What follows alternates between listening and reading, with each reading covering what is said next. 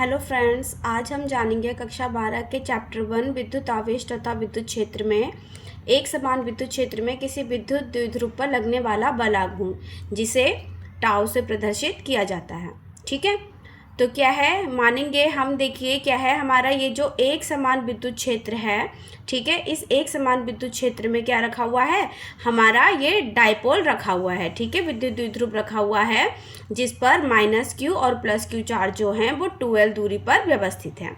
ठीक है, अब देखिए इस को जब हमने रखा है तो यहाँ पर इसको इस टाइप से व्यवस्थित किया हुआ है कि ये यहाँ पर से क्या कर रहा है, इस पर परपेंडिकुलर एक पॉइंट एन ड्रॉ कर रहा है।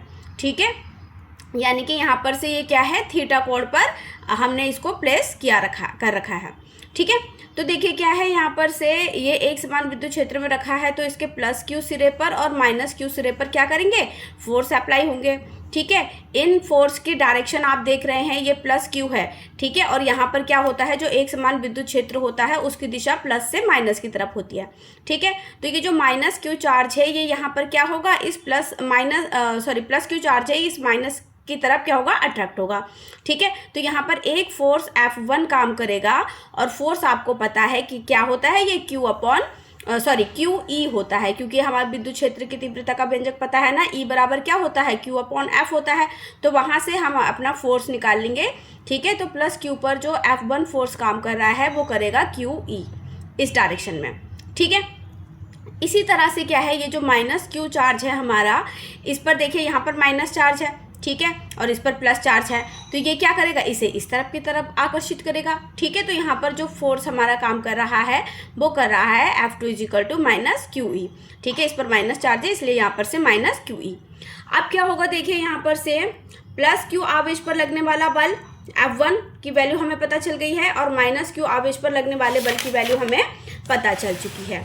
ठीक है, तो यहाँ से क्या होगा, देखिए यहाँ पर जब दो बल एक दूसरे पर विपरीत कार्य करते हैं तब इनकी क्रिया रेखा भिन्न हो जाती है। ठीक है ना, यहाँ पर एक बल आघूर्ण उत्पन्न होता है। ठीक है, अब देखिए यहाँ पर से क्या हो रहा था कि एक फोर्स यहाँ पर इधर की तरफ लग रहा था, ठीक है, और एक बल यहाँ की तरफ लग रहा था, तो दोनों जो हैं अपनी तरफ इसको खींचने की कोशिश करेंगे, जिसकी वजह से इसमें एक घुमाव उत्पन्न हो जाएगा। ठीक है, इस घूमने को ही कहा जाता है, यहाँ पर इसका बल आघूर्ण कहते हैं। ठीक है ना, जिसको हम क्या करेंगे, टाउ से प्रदर्शित करेंगे। ठीक है, तो ये टाउ क्या हो जाएगा, देखिए यहाँ पर से बल गुणा यहाँ पर से जो भी क्रिया रेखाओं की लंबवत दूरी है उसके अनुसार ये होगा। ठीक है, तो बल यहाँ पर कितना काम कर रहा था, दोनों पर QE बल काम कर रहा है। ठीक है, और जो परपेंडिकुलर इसकी डिस्टेंस है वो क्या है, BN है। ठीक है, तो यहाँ पर से टाउ = क्या हो जाएगा, QE × 2L sin थीटा। ठीक है, अब ये जो BN है तो ये BN क्या है, देखिए यहाँ पर से, ठीक है, ये वाला जो आपकी डिस्टेंस है BN। ठीक है, तो यहाँ पर से ये क्या हो जाएगा, यहाँ पर जो परपेंडिकुलर है इसलिए जो एंगल बनेगा वो sin थीटा बनेगा।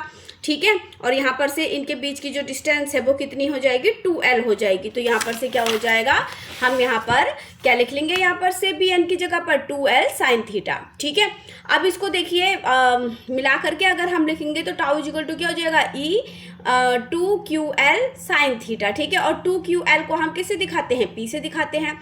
तो यहाँ पर जो हमारा बल आघूर्ण है वो टाउ = क्या हो जाएगा, EP sin थीटा। ठीक है, अब यहाँ पर से क्या हो जाएगा, देखिए साइन थीटा वाले जो हमारे वेक्टर होते हैं वो किस में आते हैं, हमारे क्रॉस वेक्टर में आते हैं। ठीक है, तो यहाँ पर से क्या हो जाएगा, टाउ = P × E। ठीक है, ये इसका वेक्टर फॉर्म हो जाएगा। ठीक है, अब अगर एक समान विद्युत क्षेत्र पर क्या है, जो नेट है वो क्या होता है, 0 होता है। ठीक है, दो समान तथा विपरीत बल एक समान रेखा पर कार्य नहीं करेंगे, अतः केंद्र के परितः घूमने लगेगा। ठीक है, +q पर बल विद्युत क्षेत्र की दिशा में और -q पर बल विद्युत क्षेत्र की विपरीत दिशा में कार्य करेगा। ठीक है, अब देखिए यदि इस विद्युत द्विध्रुव को क्षेत्र के समांतर रखा जाए, जैसे अभी तो इसको थीटा कोण बनाते हुए रखा गया था। ठीक है, तो वो कैसा दिखाई दे रहा था, लंबवत दिखाई दे रहा था। लेकिन अगर इसे समांतर रखा जाए, यानी कि जैसे ये हमारा विद्युत क्षेत्र है, ठीक है, अब हमने अपने विद्युत द्विध्रुव को ऐसे ही रख दिया, जहां पर इसकी डायरेक्शन जा रही थी वहीं पर इसको क्या कर दिया है, विद्युत द्विध्रुव को प्लेस कर दिया है। तो यहाँ पर देखिए एंगल तो क्या बनेगा, कुछ एंगल बन ही नहीं रहा है, थीटा 0 बन रहा है। तब हम यहाँ पर से क्या कर देंगे, टाउ = PE sin थीटा में, तो sin थीटा में अगर हम वैल्यू पुट करेंगे तो sin 0 की वैल्यू क्या होती है, 0 होती है। ठीक है, यानी कि यहाँ पर कोई भी बलागुण उत्पन्न नहीं होगा, तो बलागुण की वैल्यू क्या हो जाएगी, यहाँ पर 0 हो जाएगी। ठीक है, अब अगर यदि इस द्विध्रुव को हम क्या करते हैं, एंटी पैरेलल रखते हैं। ठीक है, एंटी पैरेलल का मतलब क्या होता है, जैसे विद्युत द्विध्रुव की दिशा इस तरफ है, ठीक है, और हमने अपने द्विध्रुव को क्या कर दिया है, जैसे यहाँ पर क्या होता है, विद्युत द्विध्रुव में की दिशा कहाँ होती है, माइनस से यहाँ पर प्लस की तरफ होती है। ठीक है, लेकिन हमने यहाँ पर माइनस कर रखा है, यहाँ प्लस कर रखा है, तो इसके एंटी पैरेलल हो जाएगा। ठीक है, इस डायरेक्शन में क्या होता है, जो कोण है आपका वो 180 डिग्री का बनता है।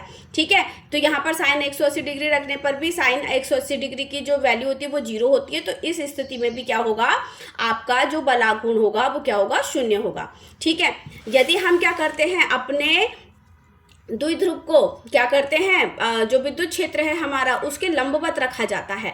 ठीक है, तब यहाँ पर जो एंगल बनता है, जैसे कि हमारी वो वाली पोजीशन थी, ठीक है, जिसमें अभी हमने देखा, तो यहाँ पर से जो एंगल है वो क्या बनेगा, 90 बनेगा, और साइन 90 की वैल्यू क्या होती है, 1 होती है। तो यहाँ पर जो हमारा बलागुण है टाउ है वो क्या होगा, PE हो जाएगा, और इस टाइम पर क्या होगा, ये अधिकतम बलागुण होगा। ठीक है, आशा करती हूँ आपको ये टॉपिक समझ में आया होगा।